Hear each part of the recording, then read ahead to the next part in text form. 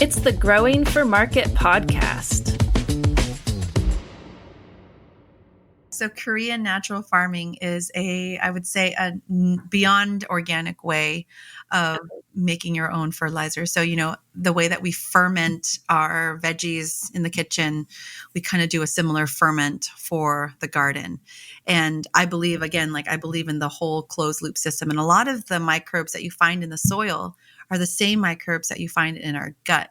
So I believe that if we can improve the health of the soil, we will then grow the vegetables that are more nutrient dense, and not just the vegetables, but we're raising our animals on that same type of soil that when we eat it, it'll be just as nutrient dense. Hello, and welcome to the Growing for Market podcast, where we talk about growing, marketing, and the business of growing vegetables and flowers for local markets like farmers markets, CSAs, farm stands, and local wholesaling. I'm Katie Kula, your host and a writer for Growing for Market magazine. For 32 years, the only magazine devoted solely to flower and vegetable market farmers. If you're enjoying the podcast, just wait till you see the magazine. Go to growingformarket.com for more. Also, if you could give us a follow and a rating, it really helps other like-minded people find the podcast. And now, let's take a minute to hear from our sponsors. It's with their generous support that we can bring you the podcast for free. I am so excited to welcome Bootstrap Farmer as a sponsor of the podcast. I've known them for a dozen years, and if anyone tells you nothing is made in the USA anymore, well, they're headquartered and warehoused in Paris, Texas. They make their own all-metal, all-inclusive greenhouse frames of steel made in the USA and fabricated in Texas, and their heavy-duty, reusable propagation and microgreens trays are Midwest-made. With a complete range of supplies, they have just about everything for propagation and growing, including heat mats, ground cover, frost blankets, silage tarps, irrigation, and trellising. Want to color code your seed starting flats? They've got heavy-duty trays that will last for years in a full range of colors, great for keeping farm seedlings separate from retail or just for fun. And they have an experienced team of growers to support everything they sell. If you've heard of the NRCS High Tunnel Initiative providing grants for hoop houses, but have been put off by the paperwork, Bootstrap Farmer has a guide that will walk you through the application process so you can get your hoop house funded this winter. For all that and more, check out Bootstrap Farmer at bootstrapfarmer.com. Today's episode of the Growing for Market podcast is brought to you by BCS America. On our farm, we've had our BCS two-wheel tractor for over a decade, and with no belts to slip, its all-gear-driven construction is still going strong. Though we originally got it for rototilling, we kept it even when we went mostly no-till, because it can do so many other things around the farm. From snow blowing, to making raised beds with the rotary plow, to chipping wood, it can do just about anything you might need on a farm with the right attachment. Need to shred a cover crop? A BCS flail mower will make quick work of even the most vigorous cover crop and chop it up so it breaks down quickly. Want to stir in compost or amendments without inverting soil layers? A power harrow turns your BCS into a precise tilthing machine with depth control so you don't mix deeper than you want to. With so many attachments to choose from, it truly is the Swiss Army knife of farm implements. It's why, instead of saying two-wheel tractor, so many people just say BCS. Tractors and attachments are on sale through the end of the year. Visit bcsamerica.com to find sale pricing and your nearest dealer. Hello, everyone. Today, I'm excited to host another farmer author on the podcast, Sophia Ngueyen Eng, author of The Nourishing Asian Kitchen, which is coming out from publisher Chelsea Green on December 7th. I realized as I was preparing for my interview with Sophia that we've hosted several authors lately, as well as had a few other guests share book recommendations. For all the farmers out there who are just finishing up their busy growing season, I hope that you'll put some or all of these books on your winter reading list. Some of the others will be perfect for reading by the fire, but Sophia's cookbook will get you busy in your kitchen, experimenting and trying new recipes that you can cook with many of your own farm fresh ingredients. Sophia is a first-generation Vietnamese American. In 2020, she left a successful career in Silicon Valley to pursue her passion for sustainable farming and nourishing Asian cuisine. Today, Sophia and her husband, Tim, have a permaculture mini farm in Tennessee, where they employ regenerative practices and raise grass-fed dairy cows and beef cattle. as well as laying hens, broilers, ducks, sheep, goats, turkeys, and they also grow a variety of produce for their multi-generational family and local community. Sophia is also a Weston A. Price chapter leader and the founder of the website Sprinkle with Soil. In addition to being a homesteader, farmer, and author, Sophia is also a podcaster, educator, and public speaker, aiming to empower others with her personal insights on the intersections between food, farming, and health. Sophia, welcome to the podcast. I'm so happy to have you here. Yay. So let's go back to that 2020. I am so curious about this. So, okay, prior to 2020, you had a totally different career in marketing. Is that right? In Silicon Valley? Right. Yep. Growth marketer in Silicon Valley. So in your book, which I enjoyed looking through, you talk about the role of the pandemic lockdowns, kind of life changers for a lot of people. And for you, that changed how you thought about your relationship to food. I'd love to hear more about that big life change you made and how and why it led you and your family to where you are today. And feel free to give us any relevant backstory too, before 2020.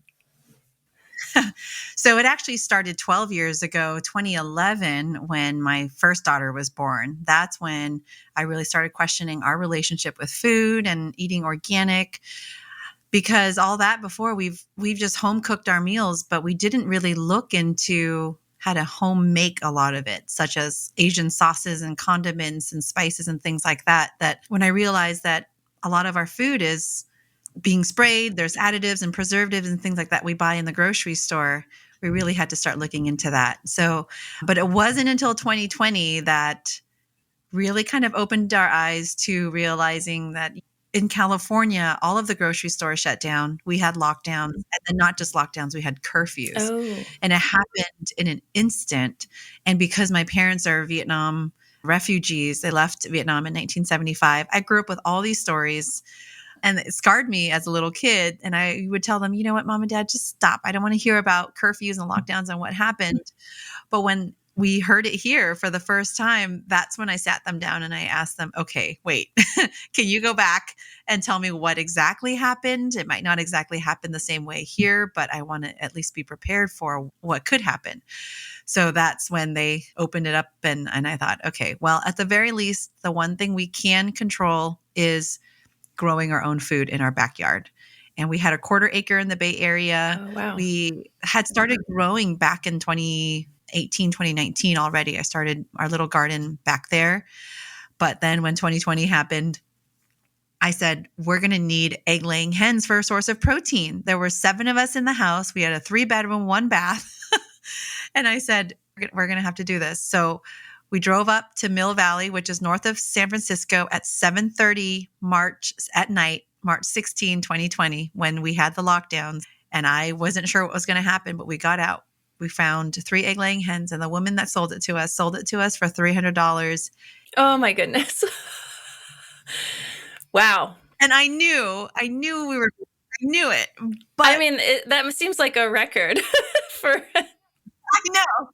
I'm still paying him off. Still trying to break even at least. But yeah, so on that drive back home, we had 3 hens in a cardboard box. We didn't know what to do with them because we didn't have a coop waiting for them at home. We just kept them in the garage. But I remember on that drive home through the Bay Bridge, I turned to my husband, Tim, and I told him, I never, ever want to be in this position again where I have to worry about feeding our family off of 3 eggs a day. You know, it's been that moment, that defining moment that did it for me and our family, that we realized, you know, we're going to have to rethink some things. Yeah, I definitely, I think we all remember that week well. And we were already on a farm, and I was very grateful, perhaps almost more than any other time that I've had this lifestyle. I was like, oh, this is a pretty great place to land. And my parents live next door. You said your parents live with you. So that was also really sweet to be able to keep seeing family and have that connection through such a hard time. So, but obviously you took that hard time and you turned it into something really positive for your family and made a bunch of changes after that. So at some point you quit your job and you got even more into the farming. Obviously, it's not just three expensive hens. Are they still around, or have they become soup at this point? I mean, we're talking. They become, yeah, we ended up giving them to our neighbors in California. Very generous. Yeah. Yeah. Well, they were special. So, yeah, but we've moved on from there. We've now added 3 years later, we've had to reflect and think, wow, from that moment 3 years ago to 3 years later now in 2023, we now have replaced those hens with 3 dairy cows. And we are pretty well insulated now, where we have enough food, not for ourselves. We make our own milk, right? Yogurt, butter, cheese, and any of the extras is going to the other animals. We're clabbering our milk, feeding them to our chickens. And then as we rinse our jars, I'm putting them back into the soil instead of down the sink. And so it's this perfectly closed loop system that nothing really goes to waste. And that's something that I grew up living because we had to. We had to eat nose to tail. We had to use everything. And I think that as we're talking about what's happening in the economy, what we're seeing, the cost of food rising, the cost of fertilizer, the shortage of fertilizer, even because of, a lot of our fertilizer comes from overseas internationally. And that supply chain has been disrupted in the last couple of years as well. So I think a lot of people are now coming back to realizing, hey, we need to go back to the land and we need to live in a way where we can be more self-sufficient, more minimalist, and not be wasteful of the things that we have and to use what we have.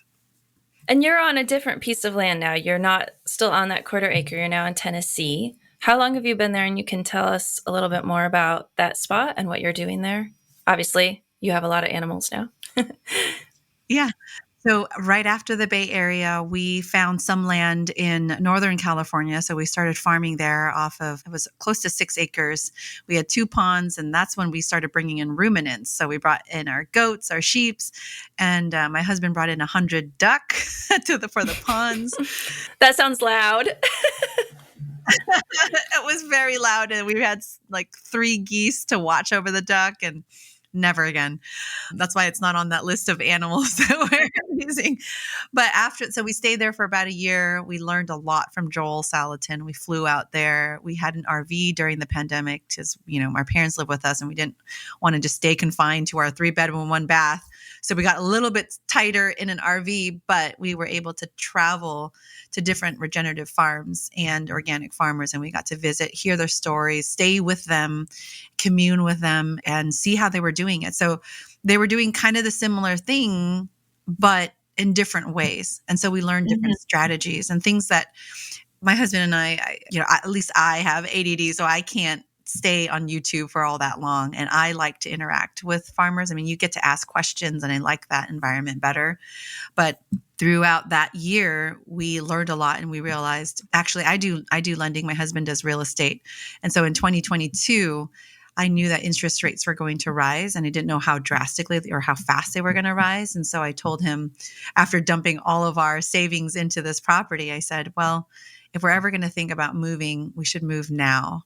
And so we were at 2.25% in California in January 2022. By March, when we came out here to East Tennessee and purchased some land out here, it had already jumped to 3.325. And now we're talking about 8.5% right now. And so I'm glad we made that move because I think if we'd stayed just a couple months longer, it would have been pretty hard for us to leave that property, which was kind of our dream property over there. But we're over here now, East Tennessee, 5 acres, and it's pretty much flat pasture. We're in a small modular home. So Sean and Beth Doherty have said in some of their presentations, they've said being land rich and house poor. And I feel like that's where our philosophy is now. We're coming from the Bay Area where it was very land poor and house rich to land rich and house poor, where we now produce, honestly, a large percentage of our food. We don't really have to go to the grocery store anymore. So that was our goal, right? 3 years ago. And I said, I never want to have to worry about this. We've now, I say confidently, we've reached our goal, and anything that we don't produce, we have a very strong community around us that supplementing that for us. Why the move? If you had the property in Northern California, were you just looking for a little bit more land or a different community, different place? No. So Yeah, so we actually went down an acre Oh, okay. from 6 to 5 here. The only one reason why we left was we did not have community in California. When we built everything up and realized, okay, we're good now, we're insulated, then we looked up and realized we can't do it all. You don't know until you do it. And then you realize, oh, I can't buy all the tractor pieces because I also don't need all of the pieces. And I don't need to spend all that money. I need people to rally around us. And I wanted to be a part of that community where we could help others and others can help us. And we go back and forth, and we have that here. So we had 48 hours in East Tennessee. And I had set up a luncheon of 12 different families who had just recently moved here. And literally I speed dated them went down the line and asked them where they felt about certain things and how they were farming, where they're supporting their local farmers, or if they were farming, all sorts of different questions. And yeah, they nailed it, and we're here. And now let's take a minute to hear from our sponsors. It's with their generous support that we can bring you the podcast for free. Every fall on our farm, we order a couple sling bags of Fort V potting soil from Vermont Compost. Over the years, we've tried a lot of the compost and potting soil options out there, from making our own to buying off the shelf. And we keep coming back to Vermont Compost, both for overall quality and batch-to-batch consistency. It's that consistency that keeps us coming back. There are so many variables that affect how good your seedlings are. We know Vermont Compost will give our plants the best possible foundation, so we can stick to worrying about all the other stuff and not the potting soil. With Vermont Compost Company's pre-buy program, you can receive 15% off on orders placed, paid for, and shipped by December 21st. Listeners of the Growing for Market podcast will receive an additional 5%, bringing the total discount to 20%. Visit vermontcompost.com/GFM for more details, or mention this podcast when you place your order. And now back to the show. Community is an important need. I think people overlook that a lot when they think about land, farming. I know that when we were a long, long time ago beginning our tiny little seedling farm dreams, we were offered actually some really cool opportunities for land in a place we loved, but that is very far away from any markets and is not very populous. And we knew that, yeah, we'd have land, we could probably grow there, but friendships would be limited, support would be limited, just access to things like tractor shops would be limited, and markets would be multiple hour drives away. So, yeah, the people side of it is important too, not just the land and the water and the seeds. And we didn't realize that because we do real estate. So we're in Zillow or Redfin or Realtor.com all the time. But what they don't show on those websites is the community that you're going to be joining. And so you may find the dream property, which I would say we had in California, but unfortunately, without the community, we really couldn't do the type of farming that we wanted to do or type of living that we wanted to do. And what are your long-term goals for the land? Is it primarily at this point the homestead goal, or are you hoping to branch out? Are you selling a little bit to neighbors, or what is that looking like, and what's the long-term vision? So right now we have a micro dairy. So we do raw milk that we do share herd shares with to 20 different families with our 3 dairy cows. And then the idea is right now I've designed our garden to be permaculture in terms of like thinking about the zones. So zone 1, we have about a quarter of an acre right outside our back door full of garden, vegetables. And that's mainly because my mom and I are out there in the garden quite a bit. And I only wanted the garden a few steps away. So it, would be very easy for her, very convenient. So ideally, we grow a lot of our Asian veggies just for ourselves, but we find that there's a market here that people grow them too, but they don't know what to do with it. So that's why the idea for the cookbook also came out, because I was like, we get a lot of questions. What do I do with chicken feet? What do I do with a chicken neck or liver? Or what do I do with beef liver or a beef tongue? So that was like, okay, we've lived this way. I just didn't think it was cool. Like in growing up in America, it was not something I could really talk about. No. I guess, with the farming crowd, it's been a cool topic of conversation. So that's that. And then, we have our Asian veggies like the opo squash, which are like 4 to 5 feet long that people they're really excited about it. So maybe in the future, I've thought about providing kind of a CSA for Asian veggies. So like your bok choys, your Napa cabbage, and your squashes. And we have all sorts of different things that the Malabar spinach is really good. And they grow in this type of temperate climate right here where we're at. So it's doing really well. It's been our first official year here. So I've seen now all 4 seasons.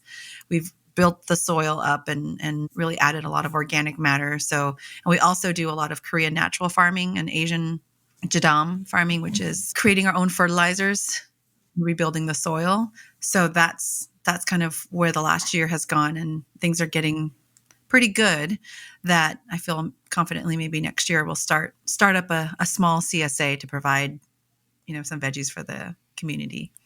Oh, I'm sure that'll be lovely. Like a little specialized CSA. I think it's CSA right now in many places. It's like, well, yeah, there's lots of CSAs. So having an angle can be often a really great selling point, offering something a little different. I want to go back to the idea of making your own fertilizer. Can you talk a little bit about what that? I wasn't familiar with the terms you were using. Can you tell me a little bit more about that? Oh, yeah. So Korean natural farming is I would say, a beyond organic way of making your own fertilizer. So, the way that we ferment our veggies in the kitchen, we kind of do a similar ferment for the garden. And I believe, again, I believe in the whole closed loop system. And a lot of the microbes that you find in the soil are the same microbes that you find in our gut. So I believe that if we can improve the health of the soil, we will then grow the vegetables that are more nutrient dense, and not just the vegetables, but we're raising our animals on that same type of soil that when we eat it, it'll be just as nutrient dense, feeding the same microbes. So we do different types of fermentation for the garden. One of the basic ones that, I've done a soil demonstration for is using rinsed rice water and fermenting that, in a jar for 2 days. And we put like an unbleached paper towel over it. And in about 2 days, the smell gets sweet, almost like a cereal. Okay. And then at that point, since we have access to all this raw milk as well, and we eat a lot of rice, we have the raw milk that we then use to ferment and use that rice water to inoculate the milk.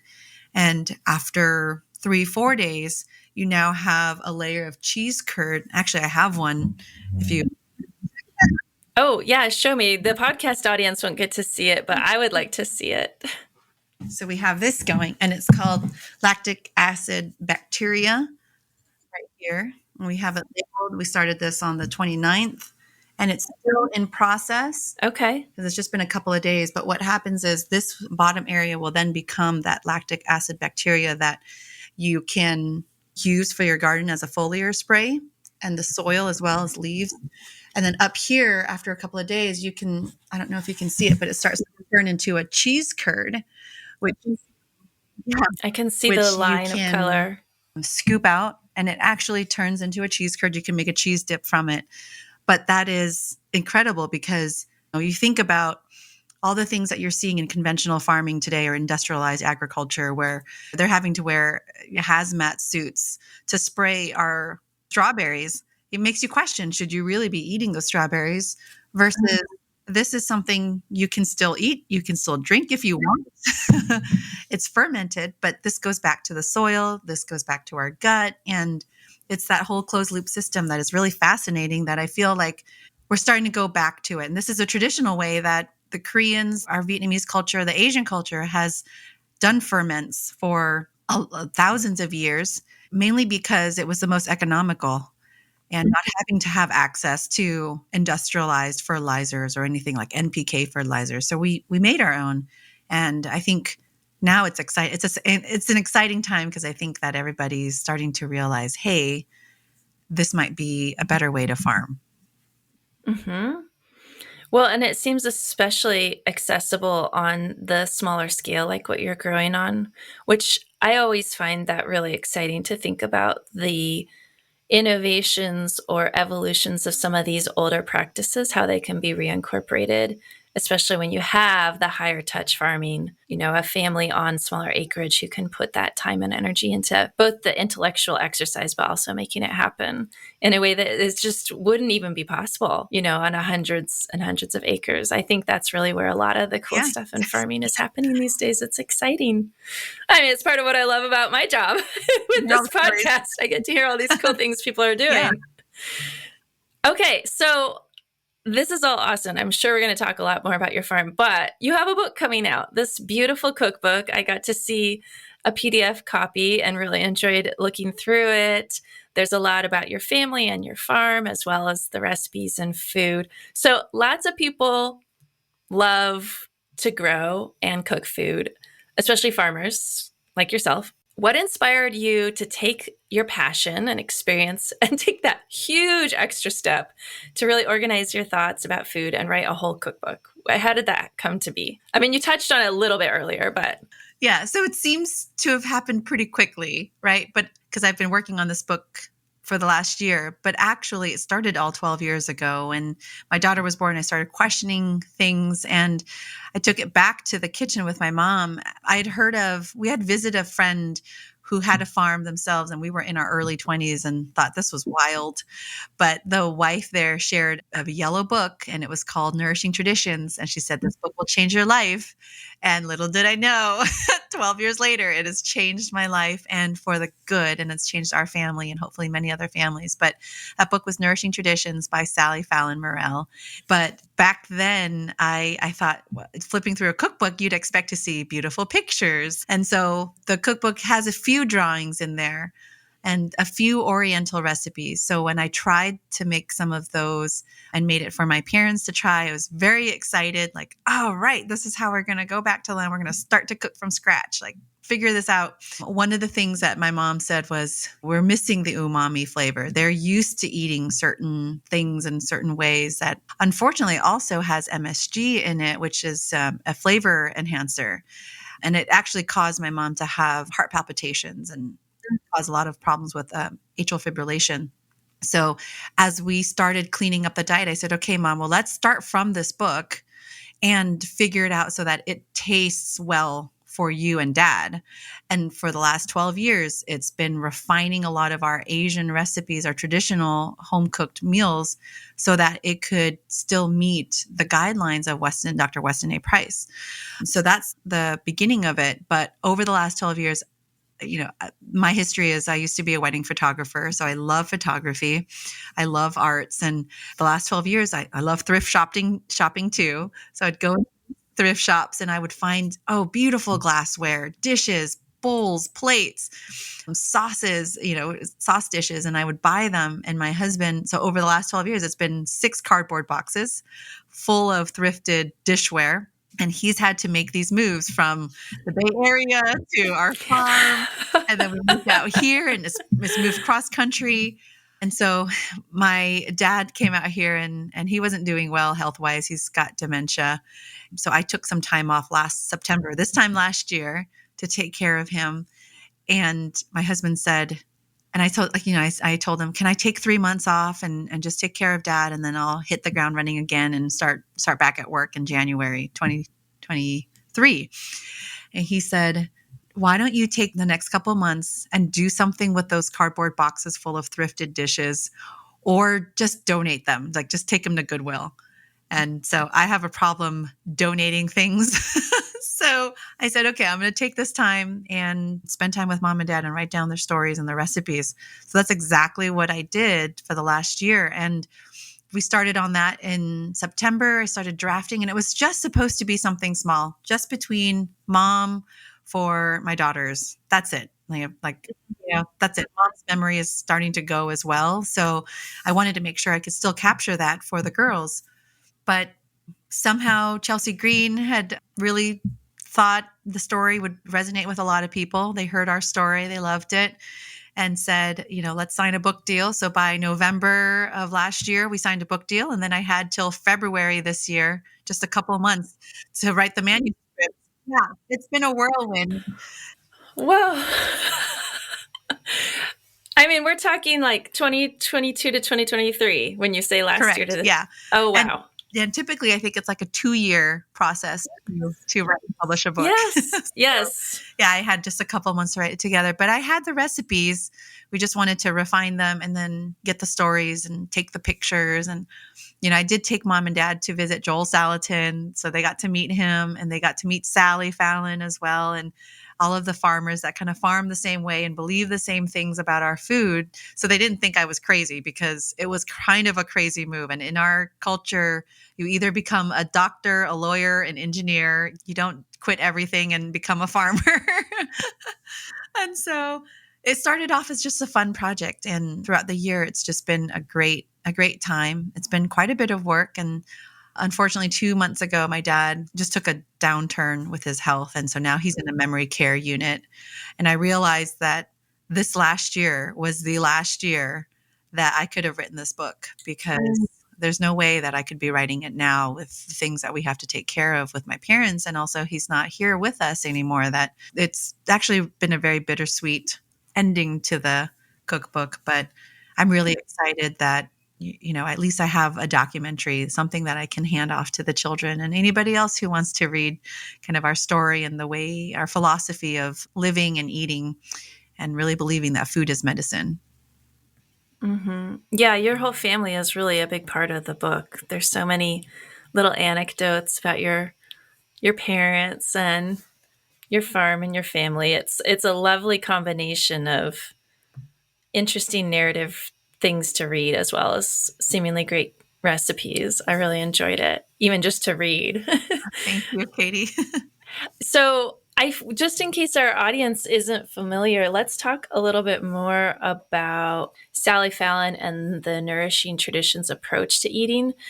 And I know that Joel Salatin has also been an influence. How are these philosophies really affecting both your farming, eating, and teaching? And maybe like if you can summarize them a little bit. I'm familiar with them, but just in case our audience isn't.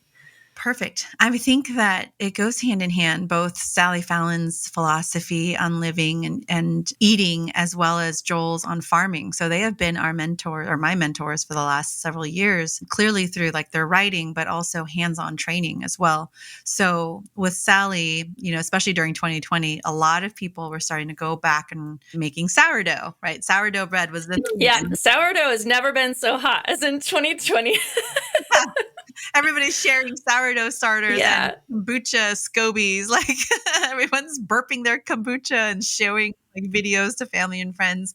So Sally Fallon's all about that. She's talked about that for 20 years now, over 20 years, and really talking about that, the fermentation and eating hearty broths, and so there's a lot of recipes for sauerkraut and fermenting even a fish sauce right in there, but also making chicken broth and those sorts of things. Well, for us in our Asian culture, we have been doing that as well, but it's from a different angle where not just cooking with making chicken broth, but we actually add medicinal spices in our broth. So you're cooking with your pasture raised chicken or your grass fed, grass finished bones, and we're adding the medicinal spices to it and adding the umami flavors.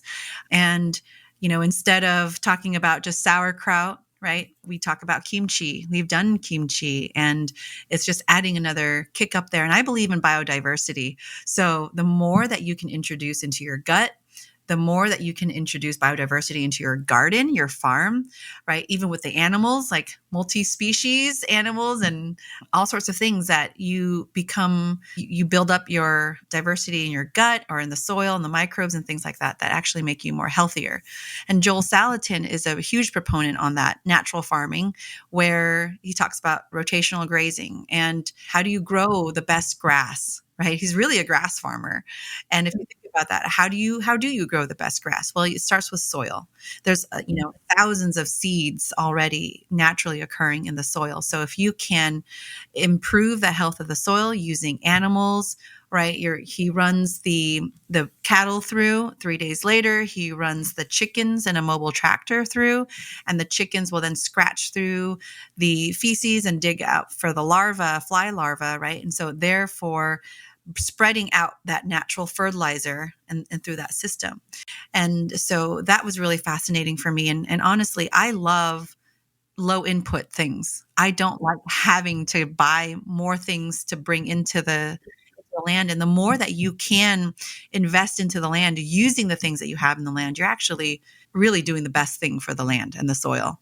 So we're not having to really use a lot of deworming or a lot of, pesticides at all, because the multi-species and the biodiversity is solving for a lot of that. And then adding, the KNF fermentation, the Korean natural farming fermentation into the land, into the soil, that really just completes that circle for us.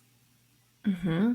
And I am curious about the process then of writing the recipes. You said that you've been working on this book without realizing you were working on it for 12 years. And then you had this short time frame for actually getting it all down. How much were you able to experiment with produce and ingredients from your garden as you were working? How did the farm itself affect, I'm wondering, would this book have been different if you wrote it, say, 5 years ago, when you hadn't started farming as much? What was the relationship between all of that? Yeah. So I started the book and started farming around the same time. Well, actually, when we moved out here 2022 in March, I started amending the soil and then started growing May. So just within a couple of months. So by the time I was writing the book, I was already harvesting. We were already, that was the main goal. That's why, it was important our philosophy is being land rich, right? How do I make sure that the land is growing food for us and investing really all of our hard work and resources into the land? So for the last year, it has been mostly growing and harvesting and cooking with the food that we've been growing. But we started also growing our farm and our food back in Lincoln, California as well. So the recipes really, so the photos are taken in Hollywood. One of my best friends, she was an unofficial bridesmaid, but she's been a friend of ours, right, even before my oldest was born. So she's seen our entire family just transform throughout the years. But she works as a Hollywood producer for celebrity chefs in California, and she just happens to work with, Chrissy Teigen on her cookbook, and she worked on Giada's cookbook in Hollywood. And I asked her, I'm like, can I just shadow you? Because my mom was there for a conference. And I said, I have to escort her, so I'll have some time. I'll have a week. Can I just shadow you on some of your studio work and just show me how to use camera equipment? And she said, aren't you writing a cookbook and you're going to try to take your own photos? She's like, why don't you just extend your week here and I will send a team out to you and capture your photos. Oh, wow. Yeah. So, but all of the images have lived in my head for the last 12 years. As a photographer, every time I picked up a dish that I wanted to buy at the thrift store, I already knew what was going to go in it. So when I worked, so my mom and I were in the kitchen 20-hour days. I'm talking we're cooking every single dish. So you'll see all of those dishes made from my mom. There's a lot of photographs of different dishes in this book. There's a lot. And on top of that, we were preparing for the next day, as well as I was running back and forth between the kitchen and the photographer to let him know, hey, I have this image in my head. Can we use this color? Can we use this bowl? And, it was a lot. It was a lot. And I got sick after that. Just my immune system got shot. No. But to see all of the thrifted dishware now in the cookbook, and my mom and I, so you'll see there's a photo from that day where my daughter and my mom were making tapioca balls for boba. And so that was taken. Oh, yes. Yeah. So that was taken from that time that we were all just rushing to get all of the dishes together. But yeah, so it's been a whirlwind, but it has worked out just beautifully. And those vegetables are from Santa Monica, their farmers market, where you see pink lettuce. I've never seen just gorgeous pink. People in Santa Monica are gorgeous, but their vegetables are even more on another level. Yeah, the photographs are beautiful for sure. Wow, that sounds like a real whirlwind. I always marvel at the photographs in cookbooks when you find out that they weren't just done by the author, because then what you're describing, that they must have been done in a couple of days, and just thinking about making all that food, staging it, getting the right photographs, and then just turning around and doing a whole nother series of recipes. Yep. Woo! Yeah. I actually have all of the behind the scenes while I was going through it in Hollywood on my Instagram. So you can see Okay. like those highlights. I'm like, I never want to forget this. They probably never want to do this again. Yeah, it sounds really intense. But it was worth it. It was definitely full of memories. And I'm glad my mom and my eldest came out with me. So she got to see us both at work in the kitchen and playing with the photography. And it was interesting because I told the photographer, I'm like, good luck, because I'm trying to hit, West Elm meets Anthropology meets Crazy Rich Asians. I wanted the traditional to be modern. I wanted the modern to be traditional. And I want the city folks and the country folks to be inspired as well. And I think he nailed all of the shots. Yeah, Phenomenal team. they're really gorgeous. And hearing your story helps me appreciate a little bit of what I see in them too, because they're really diverse. It's not like, oh, here's this set and we just took a bunch of dishes and did them on the same set. Every single image has a slightly different color scheme. I mean, they all fit, they're complementary to each other. But like you're saying, all the different dishes you collected for 12 years.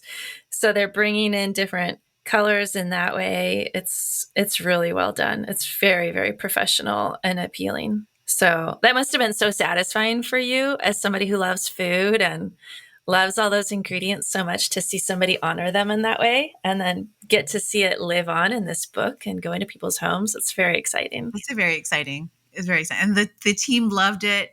We were a small team, but there were some dishes that were like, can we eat this after? Like, let's, and Oh yeah. I hope they did. they did. They even brought some home, and like my rice pudding that we only had a little bit, and I put it in the fridge, and they were like, can we bring that? I want to bring it home for my husband. And it was so good. So I'm really happy overall with the project. I mean, it's been a fun family project, and I'm glad that, the world can now share a piece in it and have it at their tables as well. Yeah, it's exciting. So, and the book is called The Nourishing Asian Kitchen. And obviously it's hugely fundamentally connected to your family's Asian heritage and cultural traditions. But can you speak to how you selected the dishes and wrote about the traditions they came from, which go well beyond your own Vietnamese family's traditions? Like, you really reached out to try to have a more comprehensive selection. What was that like? And how did Weston A. Price principles affect how you chose to and what you chose? Yeah, absolutely. Yeah. So these are our main staples at home that we cook on a normal basis. And there's over 100 recipes, but we eat this regularly. So I wanted it to be, honestly, I wanted it close to our family. These are the things that we normally eat. But over the last 12 years, yeah, it's been a lot of research and taking a look into what is the nourishing traditions approved way of eating. And if there are dishes that didn't, we just haven't been eating them. But one of the things that I think has been key in all of this is both my husband and I are American born. I'm first generation Asian American. He's second generation. And so we lived in the Bay Area, born and raised. I mean, I went to grad school in LA, Orange County. So we've been foodies our whole life. We've been blessed to be able to have access to all the different delicious Asian food around us. So if we ever had cravings, we can go to this restaurant or that. But all of that has kind of created this fusion of, okay, we've been introduced to a lot of different Asian food, and then again, applying the same Weston A. Price, principles to it, and now making it more nourishing. It's just all of our favorites are in that cookbook. Yeah, they look great. I certainly got hungry reading it. So one thing I also really loved in the cookbook, that you're talking about kitchen tools, which is a pretty standard part of most cookbooks, where the author lists what they use in their actual kitchen. And you wrote, I am a minimalist at heart and prefer to have no more kitchen equipment than necessary, which I totally relate to, especially as I also love to cook, but it's something that I'm always fitting into a busy day of parenting and working on the farm and writing. So I really love having a super simple kitchen with a few quality tools that I can use for a lot of purposes, like a really good chef knife. I can only imagine that you're also very busy in your home with everything you have going on. So some of the recipes are more involved, some are less involved. I'm curious if you have any starter suggestions of recipes that you think in the book would be really great for other busy farmers to start with. So maybe something that they might be able to cook at the end of a long harvest day. If you have any tips about planning ahead. So if a farmer bought this book and they wanted to start diving in, what they might choose, how they might kind of plan ahead, because some of them also take some forethought too. Yeah. So perfect. Yeah. This cookbook that I've worked with my mom and all the recipes that I've worked with my mom, she's designed it where it is very simple for a busy mom. And just keep in mind, like before this year, I worked at startups doing growth marketing for them. So with startup hours, I'm talking, 80 hours a week, but I'm still cooking, and I didn't have a farm then. But I think the easiest recipes to start with is chicken, broiler chicken. And especially as a homesteader, we have access to that all the time in our freezer. But it's also the most cheapest and economical way to cook as well. So for example, I make literally just yesterday I made a pho recipe. It is a chicken noodle soup where I placed, if I'm in a rush, which I was yesterday, I will throw in a whole chicken into our water and cook it up as broth, and then put in our pho spice mix that we also sell as a companion to the cookbook if you're interested in pho. But pho is like the staple of what I have in our kitchen all the time. I always have broth going. Yes, even in the summertime, I still have broth going, but definitely in the wintertime where it's more healing. And if anybody's sick, or starting to get sick, it's just broth for us. And really, it's just simple as throwing chicken in there, putting some spice mixes. There's a few other things that just make it very healing and very simple to make. Really on-hand kitchen time, maybe 10 minutes at most. And then it's just simmering on the stove for as long as you need. But really, stir fries are very easy. Very, very easy. It's just a combination of, and I have all sorts of things. So the way that I organize the book is the way that I wanted to use the book. So I didn't organize it to have like breakfast, lunch, and dinner and dessert. I have it based on protein. Like as a busy mom, I'm throwing stuff that I have in the freezer from the night before, I'm putting in the refrigerator, right? And so like whatever's thawing is what I'm cooking that next day. And sometimes it's lamb, sometimes it's beef, sometimes it's chicken or seafood. But whatever it is, that's how I organize that cookbook. So I designed it for myself where I can just flip over to, all right, I've got lamb today that's thawing in the refrigerator. So what am I cooking?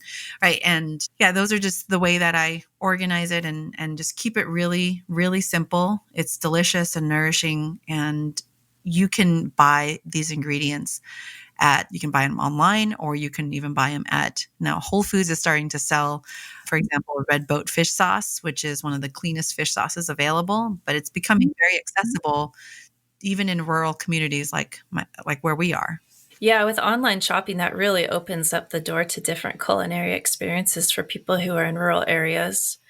I grew up in the Seattle area, so finding specialized ingredients wasn't a problem at all, but that's not true for everyone by Right. any means. And going back to your question of like, what is one of my favorite things that I like to have on hand is there's a cast iron wok that I love and I use quite often if I'm going to make like fried rice or stir fries. That thing gets used often all the time. And I love that it's cast iron.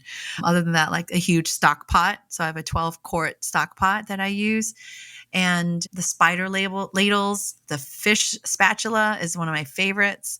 I'm sure everybody has all of these things, but one of the giveaways that I'm doing for the pre-order is a cast iron wok. I don't know how much shipping is going to be, but I'm going to do a giveaway because I'm like, I love this thing and it's very unique to have.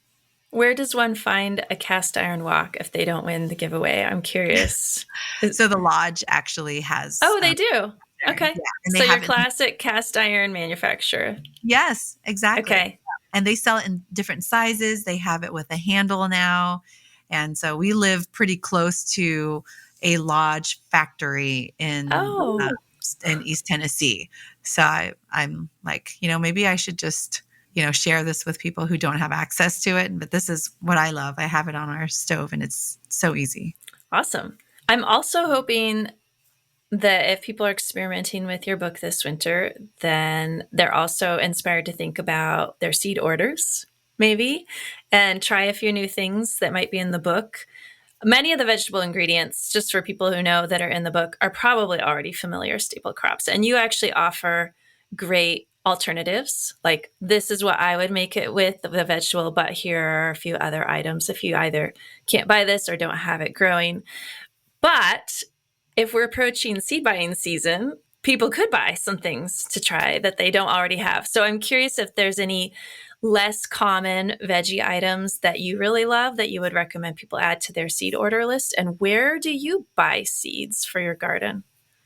Yeah, so there's so many different Asian varieties of vegetables that just kind of like, our other varieties of zucchini, for example, that we don't see. So there's like Japanese zucchini, but there's also a Korean and there's a Chinese zucchini, all sorts of different varieties of it. That's really fascinating. But I'd say, bitter melon is really medicinal. I know it's very easy to grow. I grew it in California and then I'm growing it here in the Appalachian Mountains, but it's prolific, very prolific. There's opo squash, which are those huge 3, 4, 5 feet squash that they store really well if you have a root cellar, and they last a long time. One of these squashes will last us like 1 to 2 weeks for our family. So it's great. And it's prolific. Like, they're vining almost like 20 feet right now in the garden. And I'm just letting it go at this point. You can go wherever you want to go. But where I buy my seeds is through Baker Creek Seeds. So I think it's rareseeds.com. And the other one that's a specialty one is out in my old area in California, in Berkeley, is called Kitazawa Seeds. And they specialize in organic Asian seeds. So that's my recommendation. Okay, great. I'll try to get those in the show notes so that people can check them out. Circling back to your farm, we'll kind of close on the farming angle. Since our audience is mostly market farmers or people who want to be market farmers, I'm always curious about some practical tips and tricks that people can share with each other. So, on that note, what's the best decision or the best thing you and your husband have done for your farm so far? It could be a decision, tool. How has it helped you? Yeah. I think this comes from my husband being prior military and my coming from my tech background and marketing, where we're not afraid to fail. In fact, we embrace failure. We don't go and get hard on ourselves. And in fact, we see failure as, if it didn't work out, how do we improve it again? And the more that we have in our pocket, the more we can make better improvements over time. So we like to say, well, it's not another deployment that we have to go through. So if we fail, it's not going to be that bad. And I think that's given us a different perspective on farming, that even though things can be daunting sometimes, or animals, don't always make it, or our crop or season this year has been shorter because of my dad getting sick, that I could beat myself up over, I could be sad about it, or I could just say, yeah, it was a shorter season for us. And we now know better for next time. And I think that's something that when you walk down this path and go down this journey, it's really important to embrace. In fact, my mom has a saying. She says, thất bại là mẹ của thành công, which means failure is the mother of success. And I think that it resonates so well. And I wish she had told me that when I was younger through my college years, but she just recently started telling me that when I was like, oh man, this is a lot of failures, Mom. And she said that. And it really brought me a lot of comfort, because it's true. You do have to go through a lot of failures for it to breed success. Mm-hmm. Yeah. When we very first started our farm on one acre of rented land back in 2006, it was a stressful year, as it is. And there was an older gentleman who was renting the shop on the land for doing mechanical work. So they were renting the field to us, the shop to this other fellow. And he ended up being sort of an unofficial mentor to us, even though he didn't do anything farming. But whenever he would see us struggling, he would say, education, it always has a cost. And it was it's kind of like what your mom was saying. It was such a great way to spin our trials and errors and failures. Like, this is an education, we're learning something that we didn't know. And it might not feel great, but now we know. I love that. That's beautiful and so important to keep that perspective when you're doing this hard work, especially because there's so much we can't control with farming. Right.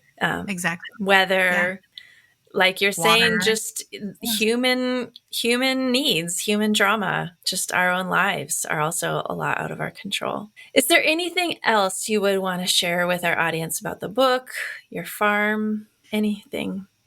Yeah, I would encourage, I just want to leave with making sure that, as we enter this new era of, Joel Salatin said there's like a homesteading tsunami. So basically people coming back into living this way. I mean, I think the number one thing is to not get intimidated by new things and to embrace that biodiversity. That's one of the feedback that I hear all the time, that they're like, oh, I'd never had this before. Oh, I really never thought about, using chicken bones and grinding it and putting it back into the soil. I thought we'd just throw it all away.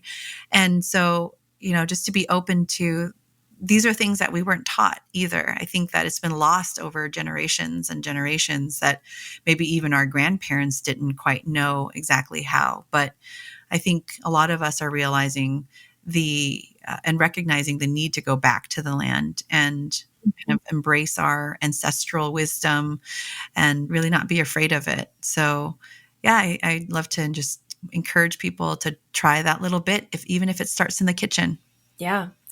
Yeah, I've definitely had time over my life of feeling sad about some of those broken lineages of knowledge. But I think a really cool thing about today is how we have access to so many lineages now. And like what you're talking about on your farm, start to combine them and have them affect each other and evolve into something new, something that's alive again. And it's so exciting. And hopefully we can be passing this on to next generations and they can keep doing the work and, enjoy food security, which at the end of the day is what is the foundation for everything else good of society, right? All of it, the arts, the sciences, it all starts with us knowing we're going to be fed and fed Absolutely. well. So yeah, well, thank you, Sophia. I loved hearing your story. I'm so excited about your book. Where can people, right? It's not out yet. It won't be out yet. We're going to run this before it comes out. How can they pre-order? What's your preferred way if they're really excited and they want to get their hands on their book? What's your preferred way for them to access it? Yeah. So the book isn't out until December, but if you want to guarantee your copy for the holidays, pre-order your book today on Amazon. That is the best way to ensure that you do get your copy, and pick up a few extra copies for friends and family.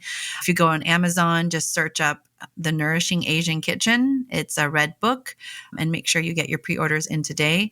Between now and December 1st, I am doing pre-order bonuses where I have extra recipes that didn't make it into the cookbook. There's a Japanese way of piecing out your chicken so that you peel out all the meat and leave the carcass whole. That'll show you how to put that and make that into stock broth, and you're not having to dull your blade and cut through bones or anything like that.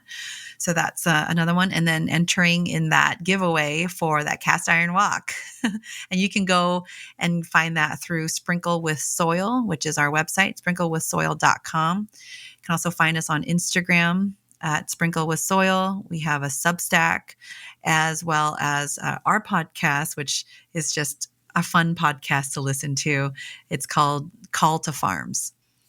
Yeah, which I love the play on the military background. That was great. Yeah, it's super awesome. So, okay, great. So people will be able to find you through those ways, and we'll make sure all those links are in the show notes, and find the book, get more information about all your offerings, get your podcast, whatever they want. And yeah, I think it's a great holiday gift. So I hope that people out there at least check it out. Thank you again for joining us today and sharing your story with our audience. I really appreciate it. It was super fun. Thank you so much, Katie. It was an honor to be on the show today with you. Thank you for joining us for this episode of the Growing for Market podcast. If you've been enjoying the show, please consider giving us a follow and a rating or review. It really helps others find the podcast. For more tips and tricks from farmer to farmer, check out our magazine at growingformarket.com. Whether you're a commercial grower or just want to grow like one, subscribe to Growing for Market magazine for the nitty-gritty of growing, marketing, and the business of market farming. We publish 10 issues per year with articles written by experienced farmers on topics ranging from tools and techniques to farm business operations and marketing. If you've been listening to the Growing for Market podcast and haven't yet checked out Growing for Market magazine, we've made a change so you can now try the magazine for free. We've added a free month to the beginning of all first-time subscriptions. Try out the digital or paper magazine subscription for a month, and if it's not for you, cancel within 28 days and you'll never get billed. Even the most basic subscription gets you a year of the magazine, plus 150 back issues from the last 15 years. Digital subscriptions start at just $30 per year. So head on over to growingformarket.com and subscribe today to benefit from over 3 decades of writing by farmers for farmers in Growing for Market magazine.